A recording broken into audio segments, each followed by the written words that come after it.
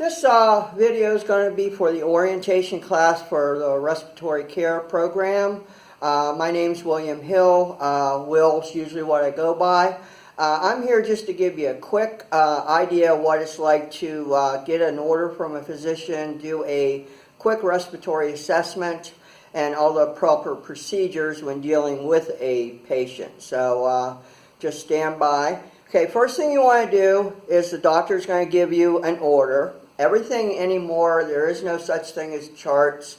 Everything's on medical records on a computer. So generally what will happen is the respiratory therapist will check his order sheet on the computer, and there's a little mark on the computer saying there's something new. Or a lot of times the nurses on the floor will receive the order and they will call the respiratory therapist covering that area. So what we're going to do today is pretend we have a patient where we have an order for a pulmonary assessment as to whether they need an aerosol treatment or anything like that. My assessment is going to be a little more complete than normal, but at least gives you an idea according to Egan chapter 16 how you're going to do it. Now, first and foremost, in the hospital, we use a program. It's called AIDET, A-I-D-E-T. If you look on your blackboard, you will see it and what it means. A means to acknowledge. That means acknowledge the patient. Let the patient know you're there. Don't just walk in and have your back to the patient with the computer and ignore them. So you acknowledge the patient. You also acknowledge any people that happen to be in the room. If there are people in the room, because of HIPAA regulations, it's a good idea to ask the patient, do you mind if I go over this while they are there? Most of the time they're going to say yes. I is introduce yourself. Again, this is very important. As an adjunct instructor, it's very important that you tell the patient who you are. They have a lot of people going in and out of the room all day. Housekeeping, maintenance, nurses, pharmacy, respiratory, EKG, phlebotomy. So it's very important when you come in, you tell them exactly who you are. So I would introduce myself as a Will from respiratory. I'm here to do what? D is discussion. You know, what are you going to do? How are you going to do it? And duration. The duration for most therapies are relatively short. So if I was going to do an aerosol treatment, I would tell them this is only going to take about 10 minutes. You order these about every 4 hours. So it's 10 o'clock now, so I'll probably be back between 1:30 and 2:30. Again, never give an exact time because then the patient's expecting you to be in there at that exact time. So it's best just to give a little bit before or a little bit after. E, that stands for explain what you're going to do. It's important as a therapist, what are you going to do? Are you going to put them on a nasal cannula? Have you had it before? If they have, it makes a big difference. You can just put it on them. If you're giving an aerosol treatment with a medicine, all right, you have to explain to why are they getting the aerosol, what the medicine is, what it does, what the side effects of it are. As an example, albuterol is a very common medicine we give in respiratory therapy. 99% of the patients get albuterol. One of the main side effects of albuterol is jitteriness. They feel a little jittery after the treatment. So it's important to let them know that, hey, this might happen. It's really not a big deal, but it does happen. We can change you to a different medicine. Now, the last is probably one of the most important ones is thank you. Okay, before you leave the room, most hospitals are going to tell you, just like you do when you're working in, say, fast food, these are your customers. So you have to say thank you, appreciate it, I'll be back, I'll see you then. It's best to be personable with them. Don't be just flat-faced. If you go in the room looking like you're having a bad day and you could just kill the world, that transmits to the patient and it's never good. So you want to go in there and act, or hopefully want to be with the patient and explain the procedure to them. So I'm going to get started. Okay, first thing we do is I received an order from the RN on the 4th floor for a respiratory care assessment for aerosol therapy. We're going to pretend we have protocols for aerosols as to frequency and when to give them. Most of the time the doctors will write the order for that. But we're going to do a quick respiratory assessment and real quick initial aerosol treatment on a patient. So first of all, I'm going to go to the computer. Like I said, everything's on the computer. You're going to do this prior to going in the room. So I have an order on Mrs. Smith. I want to know about Mrs. Smith before I go in the room. So first of all, I'm going to look up, why are they there? Where's their chief complaint? Okay, are they there because of shortness of breath? Are they there for chest pain? Are they there for any other particular reason? What their complaints are? When did it start? There's a big difference between it started a week ago versus, hey, it just started 10 minutes ago and I'm really having trouble breathing. So that's a very important aspect. Another thing you're going to look up is past history. You will find many of the patients in respiratory are what we call regulars. Okay, they're in every other week. You get to know them, their family, their dogs, their cats, their birds. You pretty much know everything about them. So it's important you look, what's their past history? Have they been admitted with asthma before? Have they been admitted with COPD before? Do they have a history of being a diabetic? Do they have a history of alcohol abuse? All that you want to know. It's a past history. Past surgeries, again, not as important for a therapist, but again, it's good to know what surgeries they might have in the past. All right, you might want to know that they had open heart surgery and a heart transplant 3 years ago at the Cleveland Clinic. Probably a good idea to know that prior to going in, especially when listening to your heart sounds and whatever. Another thing you want to know, what medicines are they already on? Are they receiving a steroid because they're wheezing, or they have bronchoconstriction? Are they receiving any other bronchodilators? Are they receiving any cardiac meds that may interfere with the bronchodilator effects of the aerosol treatment? Another thing you want to look at is family history and social history. They have emphysema, and they look like they have emphysema. They're 40 years old. I go in and I look in there, and the brother and the sister also has severe emphysema when they're 40 years old. That kind of makes a little light bulb go on as to a particular type of emphysema they might have, which I will not go over for this video. You will get that when you have your classes. But again, you want to know the family history. Social history. Do they smoke?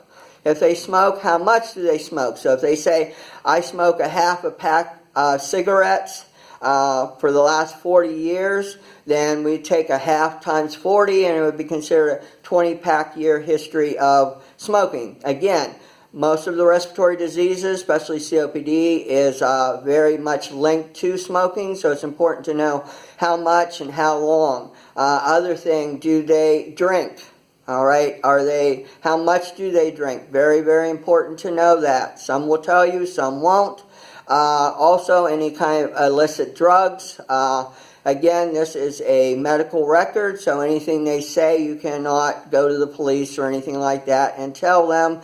It is personal, and we are not allowed to give out any information unless they go through the proper channels to get it. So they might tell you, yes, I smoke marijuana twice a day, or I vape. Okay, in this day and age with vaping, we're finding more and more respiratory diseases linked directly to the vaping, even though they felt that, hey, it's not going to cause any harm. It does. You see that a lot in the younger group that first comes in. They're 18 years old. They're having respiratory problems. A lot of times it's due to vaping. So when you find out they are vaping, it kind of explains some of the things that you're seeing. Okay, now we're going to move right on to what we're going to do for the assessment. Again, I got the order for a respiratory assessment. Initiate aerosol therapy if needed. So first thing I'm going to do is make sure I wash my hands real good. Again, we're going to beat this to death, especially in this day of COVID. You wash your hands for at least 20 seconds briskly before you go in the room. Usually when you go in the room and outside the room, there's a little thing outside the room that you squeeze and put on. You can also do that. You keep that on until it goes dry. Once it's dry, then you can put on a pair of gloves.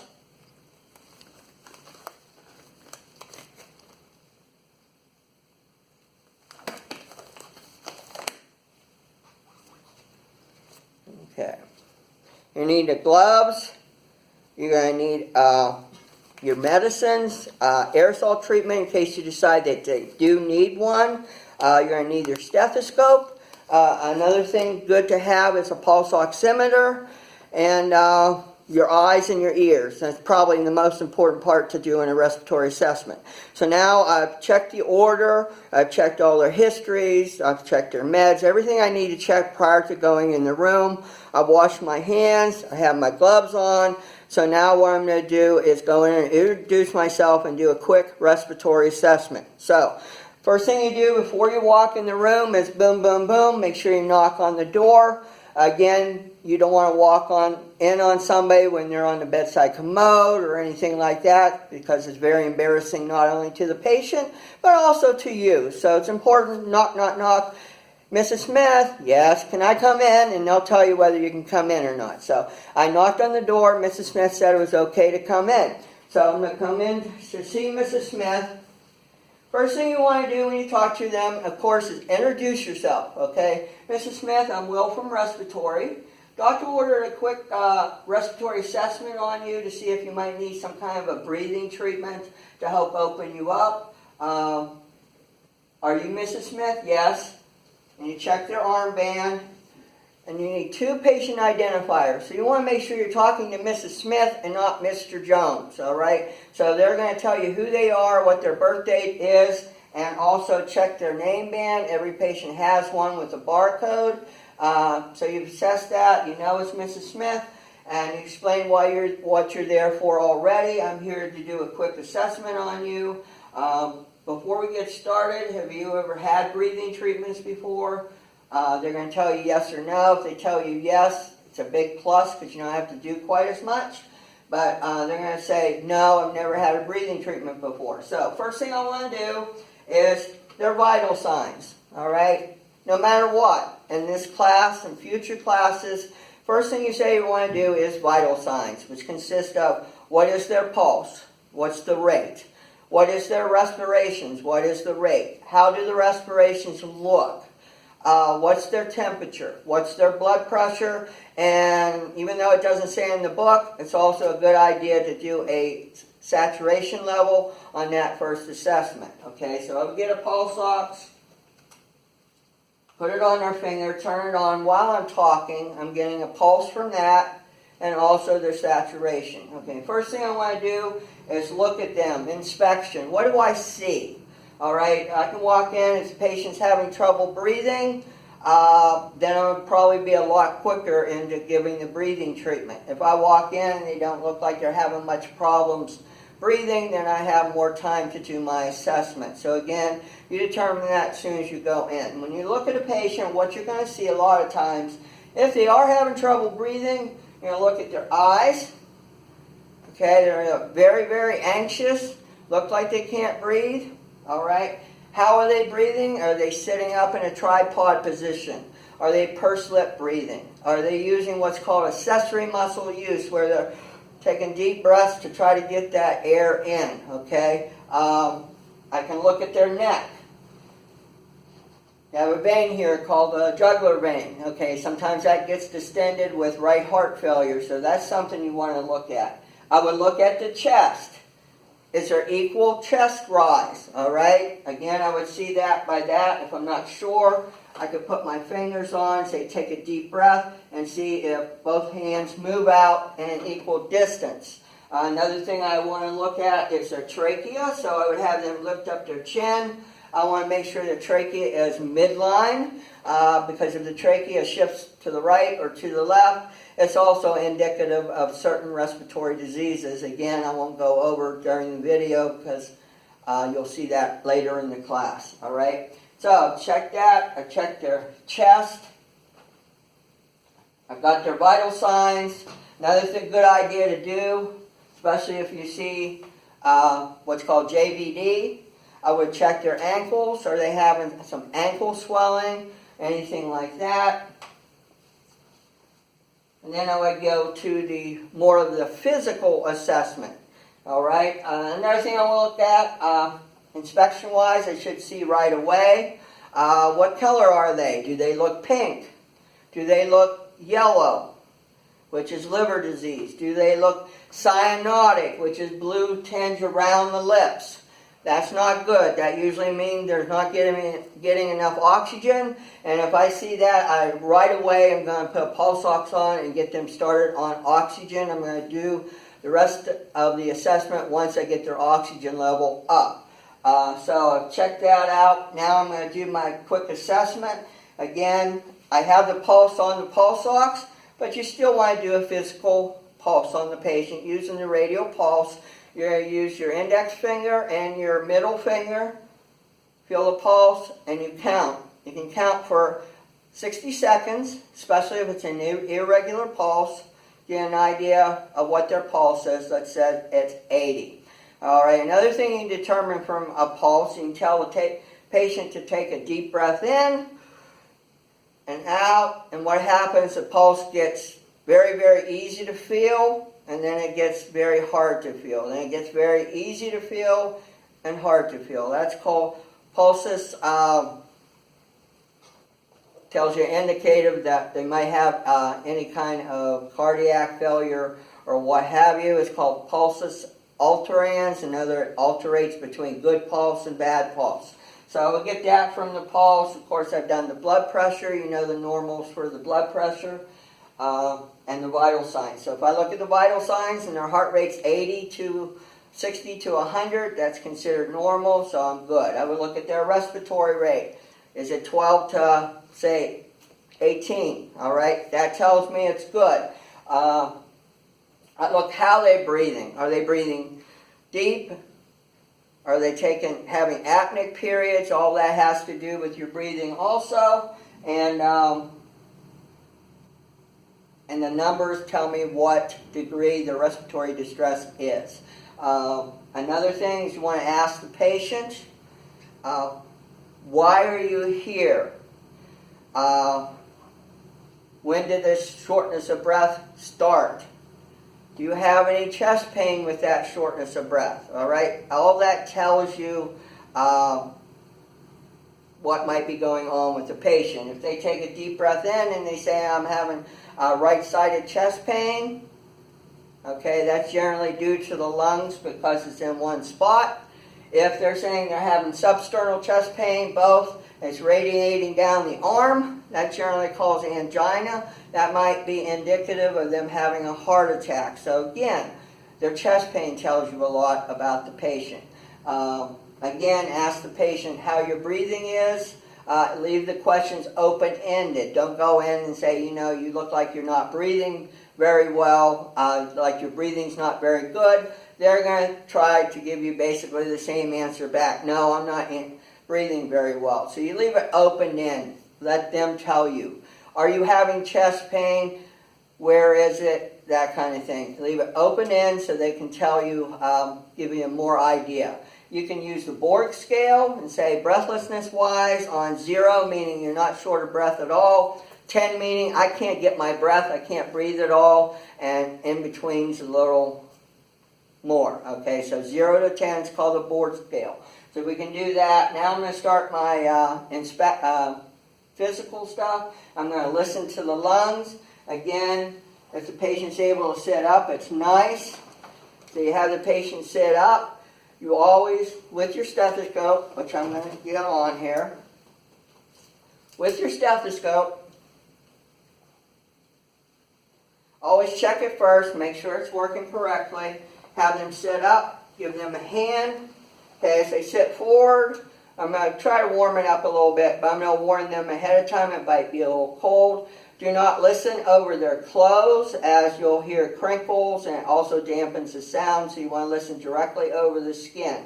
As it says in Egan's chapter 16, if you look, it'll tell you where to auscultate. You start at the very bottom, listen, deep breath in, preferably through your mouth. They breathe in, you listen, okay? Move it over to the other side, exactly across from it. Take a deep breath in. You listen. If you feel like you hear something like crackles, again, they'll go over in chapter 16 what that is. If I hear crackles, then I might tell them to take a couple more breaths just to make sure that is what I'm hearing. And there's like 8 spots I'm going to listen to when I listen to their back. Again, that's in your EGANS chapter 16, you can review. It's very important when you listen to a patient, you listen one side to the other, because the one side is used to compare with the other side. So if I listen on one side and I hear clear, it's nice and opened up, I hear good breath sounds, and then I go directly over it to the other side and I don't hear any breath sounds, that's different. So that kind of tells me, okay, what's going on. Again, when I did the history and stuff prior to coming in the room, I'm also going to want to check their lab values, specifically what their chest x-ray says. Is there something wrong with that lung that I'm not hearing any breath sounds? So again, you want to review your chest x-ray because it gives you an idea if what you're hearing is real or if it's something new. Okay. Again, on the front, same way. Start here, here, here, here, here, and here. And again, you're having to take deep breaths. You can listen laterally, same basic way as you look in EGANS. So I listen to them, then I'm going to come out with what the problem is. In this case, I listen, and the patient's having a lot of expiratory wheezing. Expiratory wheezing generally means bronchoconstriction, which means they need some medicine to open up. Again, you'll learn in future classes that all the wheezes is not asthma. And there's many, many other things that can cause you to wheeze, but for this tape, it's going to be asthma. So I've listened to them. I hear expiratory wheezing. It's prolonged expiration, which is indicative of constriction. So more than likely, he or she needs a breathing treatment. Once I determine they need a breathing treatment, I have all my meds and stuff ready. Like I said, be ready when you come in the room. The pulse ox was normal, so I don't need to put them on oxygen. But if their pulse ox is not normal, say the pulse ox is 88% and they do appear a little short of breath or winded, then I would want to start them on their oxygen, say 2 liters per minute, and monitor it. Okay, oxygen first. If they need oxygen, you give it to them. Then you continue assessment once you know that their pulse ox is in a normal range, which generally for the hospital is considered 92% and above. So in this case, the patient's pulse ox is fine, respiratory rate's fine, they're not tachycardic, they tell you, my chest feels a little tight. That's generally what you hear with an asthma attack, or they're having asthma problems, that they just feel tight. Another thing you want to do, again, I can listen to cardiac heart sounds, which is reviewed in your EGANS. I'm not going to go over that. As a respiratory therapist, it's good to know heart sounds, but most of us don't really know where to listen or don't get real good at heart sounds. All right, but that's something you can do. You can do a percussion where you use your middle finger, put the top part on the skin, lift up the rest, and then I take these 2 fingers and I pound against it, and I listen to the sound. Again, that gives me a lot of information too. If I listen and they're having an asthma attack, and I do a percussion note, it's going to be hyperresonant, because with asthma, what you do is a lot of air trapping, so there's not a lot of air in the lungs. So when you do that percussion note, you're going to hear hyperresonant. Again, that's in Chapter 16 of EGANS. Review that. I'm not going to go over that on this video. So I've done my complete assessment. I've determined they need a breathing treatment. So I'm going to say, okay, Mrs. Smith, have you ever had a breathing treatment before? She's going to say no. So what I'm going to do is explain it to her. Okay, well, what we're going to do is I listen to you and I hear some wheezing, okay? And I hear a little constriction, and I like to use visual cues is what it means. Normally your lungs are opened up this much, now they're closed a little bit, and when the air goes in and out, it makes a whistling sound. So what I'm going to do is give you some medicine. The medicine's called albuterol, and what that does is help open those airways up and hopefully get rid of the wheezing. And also, if we get rid of the wheezing, you'll be able to breathe better, and you're not going to feel that chest tightness. What we're going to do, it's an aerosol treatment. It's like a mist, which I'm going to show you how to do here in a second. One of the side effects of albuterol is you can get a little shakiness. Again, it's not really that big a deal. If you have it, let me know. I can change you to a different medicine. Or it usually goes away in about 10-15 minutes. Okay, it's more annoying than anything. So now I'm going to get everything ready.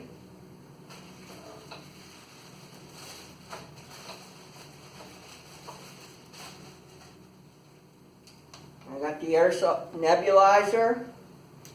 Put the albuterol through the top. I generally give it a little shake to make sure it's all down there.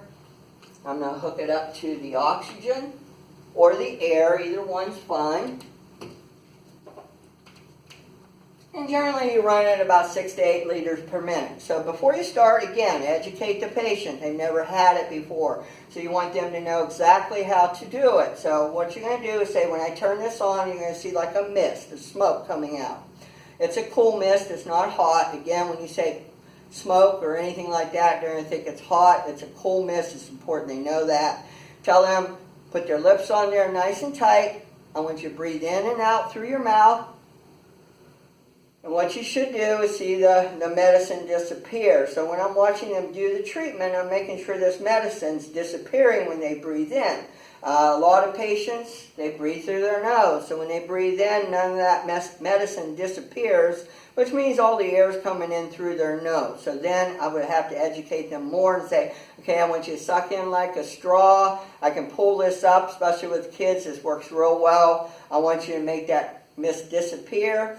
They see it disappear, now they know how to appropriately do that. Now, it's important they have a deep breath every once in a while with treatment with my students when you go with me. If there's anything you learn from me is how to do a proper breathing treatment. Okay, generally I tell them take 2 normal breaths through their mouth, and then on the third one, as deep as they can, nice and steady, hold it, let it out.